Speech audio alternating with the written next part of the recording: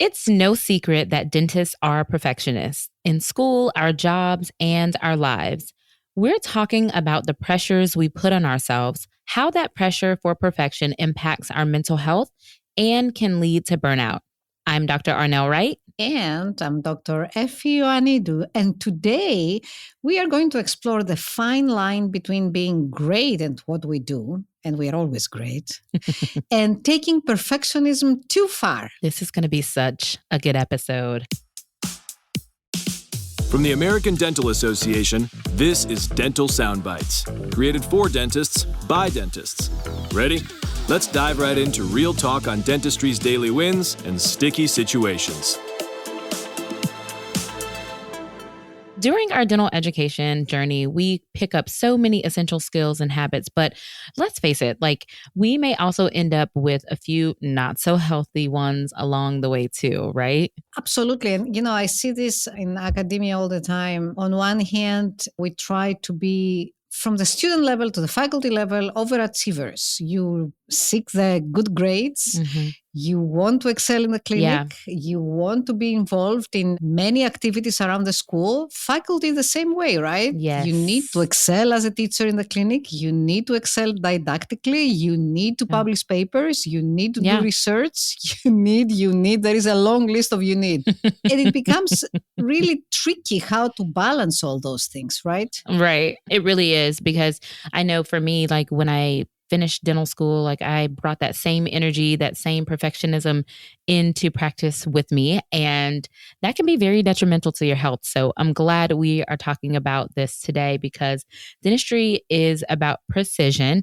It's not really about making sure that everything is absolutely perfect, because nothing is guaranteed, right? Life is unpredictable. Yeah. So I'm glad that we can share this information with our listening community today. So let's jump right in. And we have the right person for this. We have a special guest today to talk about this topic. Yes. Welcome, Dr. Erick Block. Thanks for having me. Tell us a little bit about yourself and the work that you do. Yeah, so I'm a full-time practicing dentist just outside of Boston, about 30 minutes west. I grew up in Massachusetts. I went to Tulane University for undergrad, and I didn't want to be a dentist. My dad was a dentist, but I went to Tulane University expecting to apply to the business school. I thought I was going to become a business major, and I ended up taking microeconomics and macroeconomics and statistics. And I said, forget this, I'm out of here. And I had to choose something.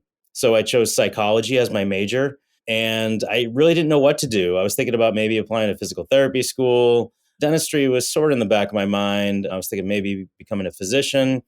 But one night at school, I just missed my mouth and I cracked my front tooth on a beer bottle, my number 9 central incisor. And of course, I felt no pain that night. But the next day, I went to a local dentist in Metairie, Louisiana. And I just really liked the way they patched me up and they took care of me. And I walked in all embarrassed. And then I left with my smile again. And I said, you know what?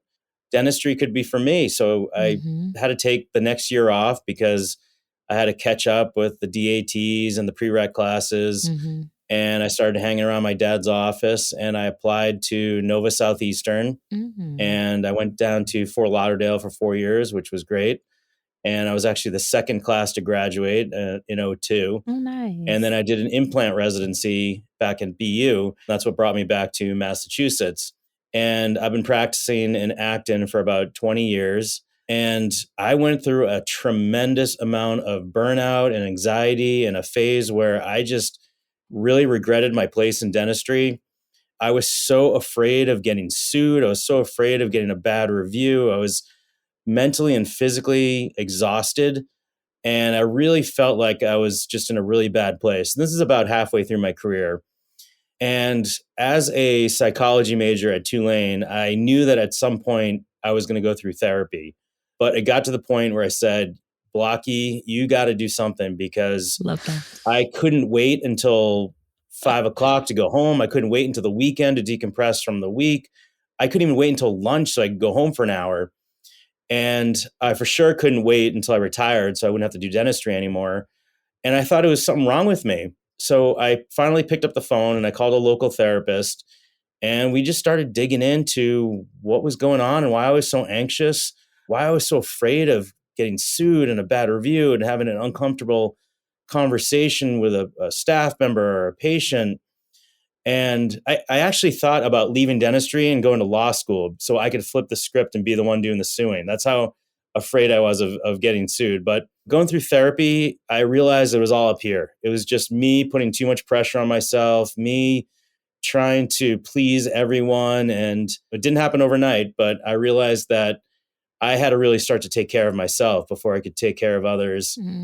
And sometimes that meant saying no to patients. Sometimes it meant having uncomfortable situations, but I really got back to the point. And again, it didn't happen overnight. It took a while, but I love going into work every day. So I was able to turn it around. And I wrote a book called The Stress-Free Dentist.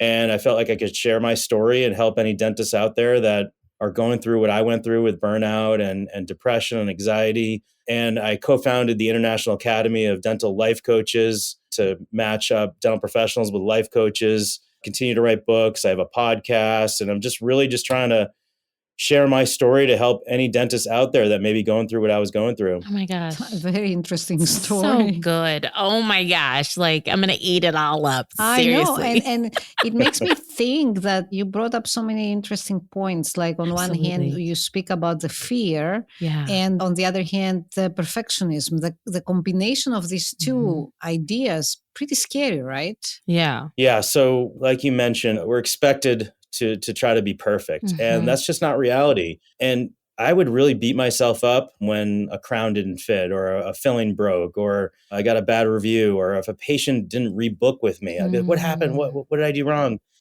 And I realized that that's okay. That's going to happen. And guess what else has happened?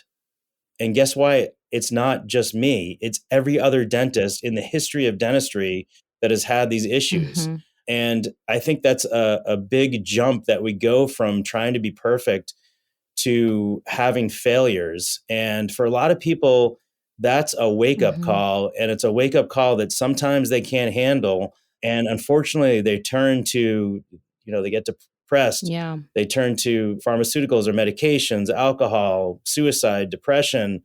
And it doesn't have to be that way. And I think one of the most important things is that you need to reach out for help. You need to reach out to peers, mentors, consultants, coaches, whatever it takes. For me, it was therapy and now coaching, but whatever it takes, because this is an extremely difficult profession that we chose. And to be perfect, I always like to say the only perfect dentist is the one that hasn't gone to dental school yet.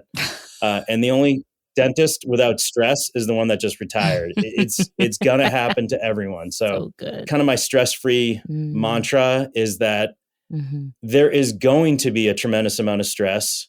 You're going to have mistakes. You're going to have failures. You're going to have bad days. You're going to have bad weeks, but it's not going to break me because I understand that this is part of the deal. This is part of the profession. I'm going to go back to work the next day and I'm going to have a better day. And to not beat myself up when something goes wrong. It's exactly what Tom Hanks says. I don't know if you guys had the chance to see this clip on social media, but there is a group of actors talking about exactly what you're saying about, the fear of failure and etc. And Tom Hanks brought up a very interesting advice that these too shall pass.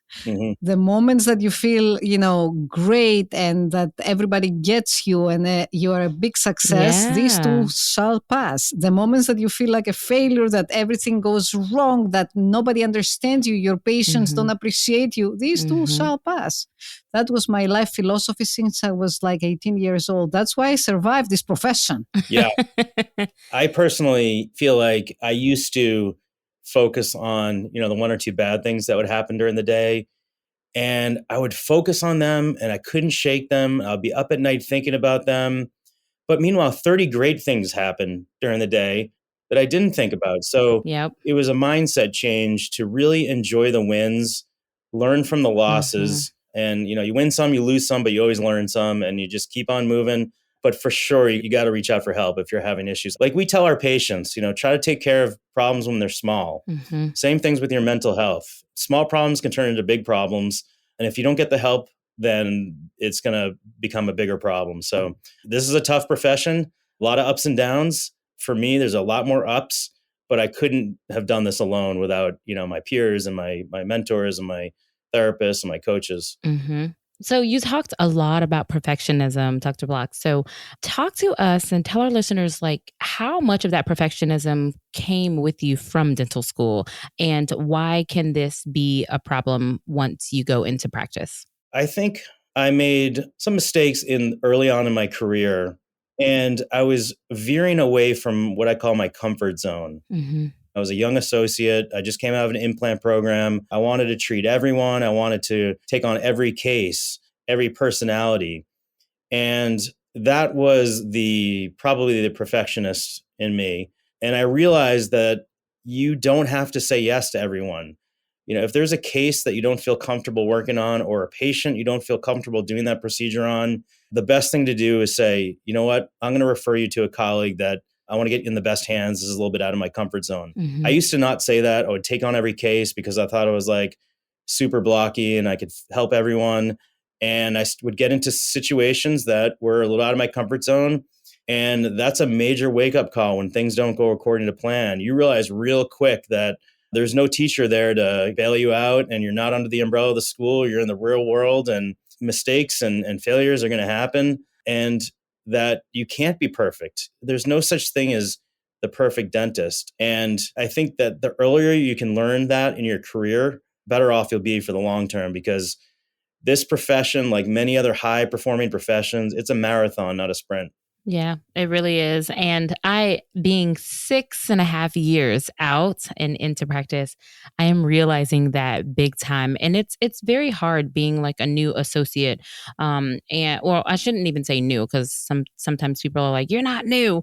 But being an associate, still being very fresh into the career and making decisions, I feel like that's the thing that hurts or that's hard for me sometimes. Is like, okay, so how to decide and considering that I am an associate and there are these expectations for me to produce, but then I have my mental health on the other hand that I have to manage and steward and take care of me. So it's like a balancing act that we're not often prepared for in dental school. We see our two patients. And so heading out into the real world, this is such a great conversation for us to be having to help steer especially our early career dentists to kind of kickstart the career in a very positive manner. Yeah. Early on in my career, I would put my white coat on and I'd be the dentist and have this major barrier in front of me and the patient. And I didn't let them into who I was or my life because I felt I had a lot of kind of imposter syndrome where I looked really young and I felt like I didn't belong there. So I had to be this like Hmm. robot almost. And Hmm. that I think put a lot more pressure on myself. And when things didn't go right, I would almost get my back up and try to, debate the patient. And that didn't work out well. It created a lot of stress. Now I really let the patients in, to my life and with my kids and my family. I Hmm. build relationships with them. I get to know them. They get to know me. We're kind of in this together. And it's really taken a lot of stress off of if things don't go according to plan, if things do go wrong, which that will happen at some point. Now I will just say, hey, we tried, this didn't work out. Let's move on to a different option and working it out with the patient, going on this journey with the patient. I take lots of documentation. I show patients pictures of the Hmm. decay or the cracks, and they're in this with me. And that has really helped relieve a lot because if patients don't understand what you're doing, and a lot of what we're doing is invisible to them, it's the back of their mouth. They can't see what we're doing. I have a great intraoral camera. I take great pictures of mid clean out photos. I'll show them the decay and the dark spots and cracks. And then at the end of the procedure, I always show Hmm. them that this is what your tooth looked like. And now it's all white and we fixed it. But it really helps if something doesn't go according to plan, if that crown leaks or that filling breaks or the patient starts to have pain, then I'm not the one to blame. I did my best. I educated the patient and I'll show the patient again, this is what your tooth looked like. It didn't work out. Let's move on to the next step here. Building great relationships with patients so that they understand that I'm a person, I'm not just the dentist, but I'm a person and I'm there with them and we're going to work on this problem together. I really like the story of yourself in the young age and how the imposter syndrome play a role and how, you evolve and you change your behavior and you adapt to the needs to kind of balance the perfectionism and your mental health together. Mm-hmm. Arnel, did you have any experience of this? Any stories that really took a toll on your mental health? Oh, yes, absolutely. I mean, everything that we're talking about today just resonates so strongly with me because I am a perfectionist to my core. Like, I think about it all the time. I like to be efficient. I have this dream that patients won't have to wait. I feel like I take on patients' stress, or I take on their concerns. So if they're waiting too long in the lobby, then it's like I'll go and call them back. And sometimes I jump in front of my assistants. And although like I lead my team really well, but I hate for them to feel like they're drowning, even though no one is coming and saying, oh my gosh, doctor, I need you to come and help me. But sometimes I just do entirely too much. And so for me, when I saw even in some of our paperwork, like in preparing for this podcast, I was like, oh my gosh, the stress-free dentist. I would love to know how I can live that life because I feel like as I've gone more into the career, and I learned even more complex procedures, then I'm pressured to perform. And so for me, I feel like it's always like a performance every single day. If I have certain patients that I know have high expectations, I always try and meet those expectations. And I'm realizing now, again, 6.5 years in, I'm realizing that this can be to my demise as opposed to just being like, all right, I'm going to take care of myself and I'm going to refer this case. Now, I'm not suggesting at all or saying that we should just refer cases that we don't want to do, or we should offload our cases onto our colleagues, because that's not going to end well for anybody. But I think for me, with my mental health and really protecting that, it's important for me to say, I think that we're going to refer this one out. So I deal with this on a very, very regular basis, which is why I get so excited when we get to talk to experts who can also give me some tips too. What you just said, I think it's also an indication of self-awareness, right? So it's very Yes. important to know your limits, to know what you're good at and what you're not good at, Mm-hmm. and kind of move in your life with this. Yeah, what has really helped me, and I always say you be you, me be me. We're all different. We all come from Love different that. practices, different cultures, different languages, different schools. And what works for me may not work for another dentist. And I always like to share how I have created workflows and game plans for every procedure that I go into, and more so for like an implant, because there's a lot more planning that goes into it. But when I go into that room and there's a filling or a crown, I have a game plan. Mm-hmm. And it really has really helped take a lot of the stress. There's no more voices in my head that say, Blocky, pick up this burr, pick up that burr. I have a game plan and I have a workflow. It's like a recipe. And I go from burr to burr to burr to burr and material to material and step to step, because it really just puts my brain on autopilot. And it's almost like when you're driving on the highway and you've all of a sudden you're like been driving for 20 minutes, you don't even realize you got on the highway and you took 7 turns. You don't remember it because you're in this like trance. Mm-hmm. That's what happens to me a lot of times when I'm doing procedures that are in my comfort zone. And that's really helped me. The other thing that has really helped me is, and this took a tremendous amount of going back to really figuring out who I was. I'm more introverted. So I like to decompress by not socializing or not talking. I'm the same way. And the social aspect of the profession was really a grind on me. You go from room to room to room. I have patients in my chair. I may have 2 patients in 2 operatories, and I have to go check hygiene, and I have to put on that happy face and be on my A game. And it's almost like acting. No one wants a sad, tired dentist working on them. So I noticed after 8 hours, I was just junk. And I thought there was something wrong with me, but it's just the way I'm wired. And my wife gets me. She understands there's days where I come home and I'm just got nothing in the tank. But understanding the way my personality is and who I am has really helped me to realize that this happens to a lot of dentists. It's not just me. It's we live these parallel lives as dentists, and we often don't share our weaknesses or our failures. understanding that has really helped me a lot too. Yep. In the very, very beginning, when you said you picked up the phone to call a therapist, like mid-career or at whatever point it was that you realized, that's exactly what I noted too, Dr. Effie, was that self-awareness piece, just knowing when to seek help. But I will say there are people who may be listening to this podcast and they may not have that psychology background, or they may hold on to their pride a little bit longer. And I know we're kind of going in a different direction in this moment, but if you can talk to us about, like, if you don't have that background, or if you don't have maybe that confidence or to kind of face what it is that you're experiencing, what would you recommend for our listeners to do in that instance? Yeah, that's exactly why I co-founded the International Academy of Dental Life Coaches, because I had a background in psychology and I knew I always wanted to go through psychotherapy. For others, they may not know where to go. Now, the other thing is that my therapist was just a local therapist and she knew nothing about dentistry. And I would go on these long-winded rants about, the front desk and the assistants and the office manager. And she'd be like, wait, so what does the hygienist do again? And I'd be like, oh, it's so hard dentistry is such a complex profession to try to explain to someone else. It is. So I wanted to create an organization of life coaches that are dentists, hygienists, they're men, they're women, they're team members, so they understand dentistry. And that's why I co-founded that organization, to give dental professionals a place to go to work out their issues. And it could be just someone that wants to get to that next level.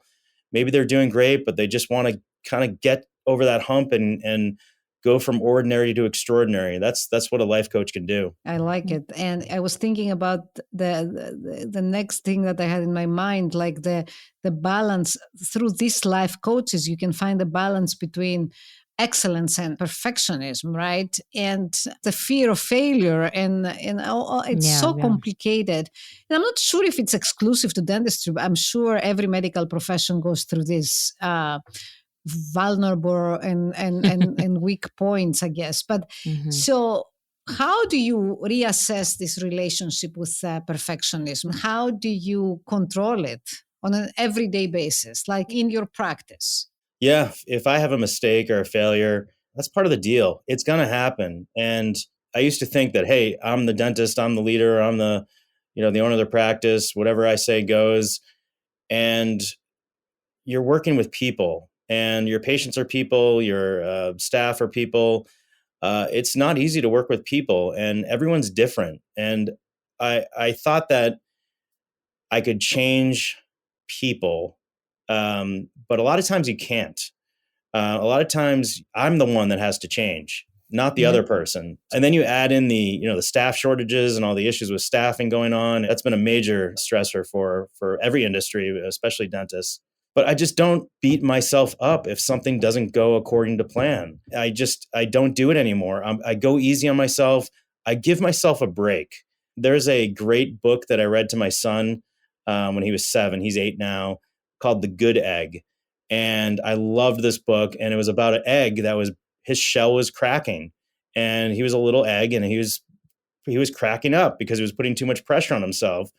And his doctor, who had a IV of yolk in his arm, was telling this egg, he's an egg boy, don't put too much pressure on yourself because no one is perfect. So I think that's really an important takeaway, that if something happens that didn't go according to plan, it's happened to every dentist, and it's going to happen again. So it's, like I said, it's a marathon, not a sprint. I like this. All right, I have to throw a curveball in here. Wait, so Dr. Block, at what point did you start going easy on yourself? Because for me, listening to this, I would say, oh my gosh, well, you've been practicing for way longer than I have. And so I feel like I can't afford to go easy on myself. And so I hang on to like every little thing. And, someone who's new into dentistry, like just graduating, they may disagree and they may say, oh no, I want to do all of these things. They may just kind of have those mental acrobatics and actually justify or rationalize why they're going to take on that high stress case. Like,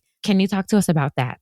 Yeah. And, the students coming out of an incredible amount of debt right now. So they have to produce, they have to pay back those loans. So there's a lot of stress for that. And when you're in a position where you have to sell dentistry because you need to pay rent and you need to pay the bills, that it's not a comfortable situation. So that is a really difficult thing for young dentists. But I was guilty of this early on. I would do everything. I would do endo, I would do difficult extractions, sinus lifts. And there was cases where I would tell myself, I wish I didn't get involved with this. I would pay all the patient's money back because they were upset. I was stressed. It took, months to finish it. And that was me going out of my comfort zone. So for the young dentists out there, get trained, get educated, and find out what you like to do. Find out what you don't like to do. Blocky, don't do endo. I don't like endo. Me either. Yeah, so no endo for me. No endo for me. I refer those cases out and I'm glad to see them go. Yep. And same thing with difficult extractions. I no longer do those because I don't like to do them. They're not in my wheelhouse. That took a while for me to understand. I wish I had done that a lot earlier on because some cases it just wasn't worth the money. The stress that it caused me wasn't worth it. So get trained, get educated, find out what you like to do, and stay in your comfort zone. Perfectionism. I'm actually writing my 5th book called Stress-Free Next Level Dentistry. And it's all about how to elevate your practicing career and go from ordinary to extraordinary. And I talk a lot about, case selection and patient selection, but to under-promise and over-deliver, to really temper patients' expectations, bring them back down to earth. And if they are someone that doesn't want to come back down to earth, that's not a case I'm going to take on. So I think it has a lot to do with your case selection and your patient selection. I love that so much. So it all goes back to finding your comfort zone, being aware. And one of my mentors always said to me that this is something that I hold really, really close. They said, arm yourself with knowledge. So that getting trained piece of advice that you just shared with everybody, that's gold. So if you've been listening to this episode thinking, man, this sounds just like me, but I'm not sure. We have some signs that we want to share of perfectionism that might be affecting your mental wellness. So one sign may be that you have extremely high or unrealistic standards. Another sign of perfectionism may be that the bar for success that you have, it keeps on moving. So you're not feeling satisfied, or you're not feeling like that you're hitting the target or even able to. Another one to the list is when you do meet those goals, you assume that they may have been too easy. That's right. Beating yourself up and being the very hard inner critic is sometimes one of the manifestation of perfectionism. And the fear of disappointing others, which I think is a big one. And as we discussed previously, paying attention to mistakes and forgetting the good things of the day and focusing on the one minor mishap, right? The slight thing you did wrong, but not the 10 things that you did right. So here are some coping strategies for those struggling with perfectionism themselves or are dealing with a coworker who is perfectionist. Hi, I'm Dr. Anna Craig. I am a licensed clinical psychologist, and I am here at the Degoni School of Dentistry at the University of the Pacific in San Francisco, California. I'm going to be talking today about perfectionism. This is something I see in a lot of students, residents, and new grads that I work with in my career. And so let's get started. A high standard of perfectionism is established in dental school. So for example, the expectation for perfection in SimLab, where mannequins are all the same, unlike the variety seen amongst real human beings. And as dental students, you're often evaluated by faculty, but also by yourselves internally. Your internal method of evaluation might be harshly focused on what you've done wrong or the mistakes you made rather than on your accomplishments. We can refer to this as your inner critic. Very likely your inner critic and perfectionism started before dental school because being in such an exacting and challenging profession tends to invite people with more perfectionistic and achievement-oriented personalities. When you experience stress or anxiety, such as fear of failure or rejection, perfectionism comes out as a coping strategy to avoid that failure. So we can appreciate the inner critic and perfectionism sometimes when it seems to help us achieve our goals. However, this appreciation can also reinforce the inner critic as an unhealthy coping tool in moments of stress or anxiety related to our career identity or our performance. The inner critic tends to be quite all or nothing in its outlook and very pessimistic. It fuels catastrophic thinking and the illusion that you will be denounced or ridiculed or view yourself as an utter failure if you do not perform perfectly. Some of this comes from the feedback you received in dental school, but it doesn't always come from actual real-life data. So in a way, perfectionism or perfection becomes the belief that you hold. So for example, that might sound like the only way I can succeed or be applauded is if I perform perfect work, have perfect interactions with colleagues, or run a perfect business. Okay, so what can you do about this? The process of lessening the influential power of your inner critic is gradual and takes time. There are steps, and the inner critic cannot just be turned off. Practice kind of makes perfect. You would start by noticing and observing when your inner critic emerges, hearing its voice as separate from your own, if that feels right to you. So sometimes I encourage people to think of this as kind of like a demanding, negative, critical coach that really only tries to encourage by pointing out what you've done wrong and what you should stop doing. A different kind of approach as a coach would be to be encouraging, pointing out what you've been doing correctly so you know what to keep doing, while also, of course, pointing out things that you might want to change. The inner critic can be noticed also by its all or nothing, black and white, absolutist thinking. So words like always and never, or words like failure, are indicators that your inner critic is talking and coming from the perspective of perfectionism. Catching the critic in the act is the next step. So ideally, interrupting it or respond to it would be what you would do. You're not just observing it anymore. You challenge it, give it new data, and actual data from your lived experiences. This can be done in the moment, but also when reflecting on a procedure or something that you did in hindsight. So this would be reviewing what actually happened and what the actual outcome was, including if you made a mistake. Was the catastrophe that you had worried about something that actually happened? This new data will differ from individual to individual. For some, it might be acknowledging the reality that you're working on human beings who are all different. And the unexpected often happens, meaning the level of control you have over the outcome is actually not nearly as high as you are taught based on evaluatory standards in dental school, where criteria are standardized. For others, it might be reframing focus from the outcome to the relationship you have with your patients. As a healthcare provider, the procedure itself and the finished product is important, but so is the care and compassion that you bring to your role and to your interactions with your patients. Some patients might expect perfection, yes, but many will not, because they understand that the reality that perfection is often impossible and at times quite unnecessary for good quality of life and other outcome criteria. Thank you, Dr. Craig. We'll be back. You can help more patients pay for the dentistry they want and need in just 2 steps. 1. Tell your patients you accept the Care Credit credit card. 2. Let them know that they can scan your custom link QR code to privately learn about and see if they pre-qualify for Care Credit with no impact to their credit score. It's financing simplified. For Practice Solutions or to add Care Credit endorsed by ADA Member Advantage as a financing solution, visit carecredit.com. Get up and get moving with ClassPass. ADA members will save 15% on credit packages you can use at top studios and gyms across the country, including SoulCycle, Core Power Yoga, F45, and Pure Barre. There are also on-demand audio and video workouts that include strength training, cardio, stretching, meditation, and more. Visit ada.org/CP to learn more.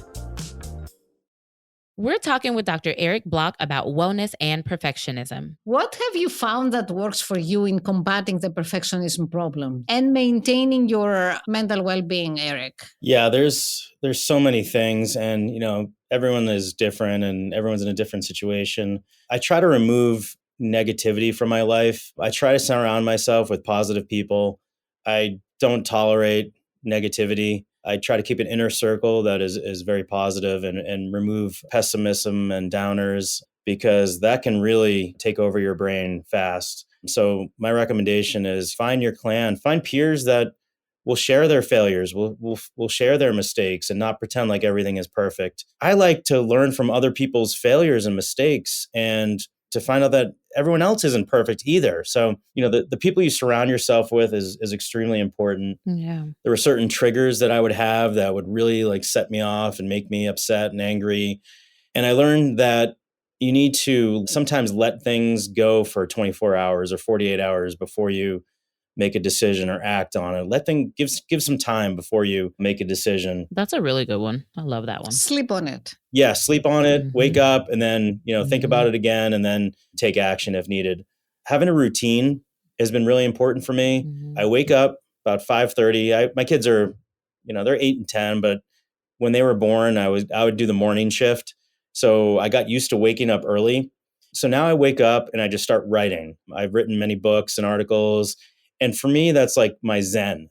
I'll get up, I'll write, then I go to work and I start doing some sun salutations and stretches. And it's kind of like my way of getting ready for the day. So having a specific routine that you do, at least in the morning, has really helped me. And one of you two mentioned goals. I didn't have goals. So now I created goals for myself, for my family, for my practice, for my entrepreneurialism. I've set goals and I tinker with those goals.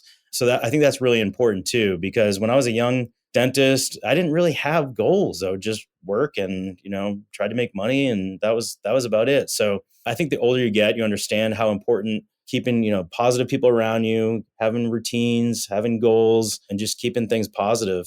So good. I like what you said. Yeah, it's really important to have goals and because I think this is like it's something that you kind of assess, self-assessment in like short and long term. So I think it's really important and it keeps you grounded too and happier. Yeah.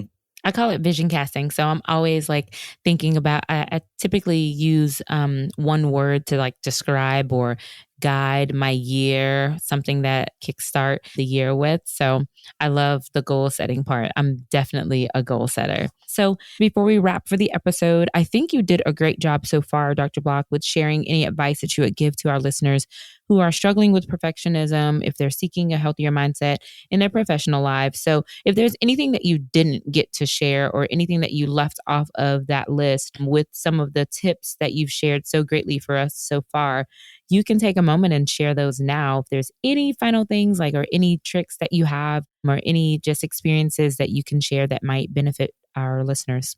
Yeah, earlier on in my career, I was able to associate in a few different styles of offices, and I really kind of absorbed what each practice and each culture and each style of practice, they were all different, and I took those and kind of molded them to my own. So I really recommend for any young dentists out there, go see what's out there. Try a high volume practice, try a boutique style practice, try a DSO, try a private practice, try different things, and then start to mold your own way, your own style. I mean, it may take a couple of years, may take a few years, but if I could tell a young Blocky, I would tell him, take 2 or 3 years, see what's out there, learn, find some great mentors, go to their practices, watch them, assist them, and you will learn so much. And then you'll start to learn what you like to do, what you don't like to do, and then start to create your own style of dentistry. But for sure, the most important takeaway that I want to give to people here is to reach out for help. Do not go into this profession alone. And for me, it was such a game changer to reach out to a local therapist. I still get therapy. I still go through coaching. I talk to my peers. I have mentors. And a lot of times dentists, they're in solo practices and they're in their own little bubble. And it can be really hard on them. So branch out and you can make this a wonderful career. But for sure, you can't think you're going to be perfect and everything's going to be peaches and cream, because that's just not reality. That's right. On the next Dental Soundbites. We're taking a fascinating look at the top challenges and trends for dentists in 2024. We're talking to Dr. Marko Vujicic, Chief Economist and Vice President of the ADA Health Policy Institute, and taking a deeper dive into the projections for the new year. Don't forget to like and subscribe wherever you listen to podcasts and get the latest episodes. Such a great conversation. Oh my gosh. I could go on, but we know that, we got to let our listeners go. We have to let you go. But we just want to say thank you so much for joining us on Dental Soundbites and sharing all of your experience with us and talking to our listeners, giving them some soundbites that they can continue to refer to in everyday practice. Oh, thanks for having me. Just give us a few ideas. If some of our listeners or all of them want to find you, where can they find you? You can go to thestressfreedentist.com, or you can email me at eric@thestressfreedentist.com. I'm on Facebook. I'm on LinkedIn. You can check out the IADLC.com, which is the International Academy of Dental Life Coaches. And please, anyone out there, please contact me if you have any questions. Mental health can be a touchy subject, and sometimes people don't feel comfortable talking about it. Anything anyone wants to talk to me about, clinical, non-clinical, mental health, feel free to reach out to me. Thanks so much for being here, Dr. Block. We really appreciate all of your time. Thank you so much. Goodbye. It was such a pleasure. Thanks for having me. So good. Well, we will have all of the resources and information mentioned in this episode. It's going to be linked for you all in the show notes on ada.org/podcast. And if you like this episode, share it with your friends. Then be sure to subscribe to our podcast wherever you're listening so you can get the latest episodes. You can also rate and write a review and follow us on social media. And please don't forget, the conversation continues on the ADA member app. Catch this episode bonus content, what you didn't hear on the show. Goodbye. Bye. Thank you for joining us. Dental Soundbites is an American Dental Association podcast. You can also find this show, resources, and more on the ADA member app and online at ada.org/podcast.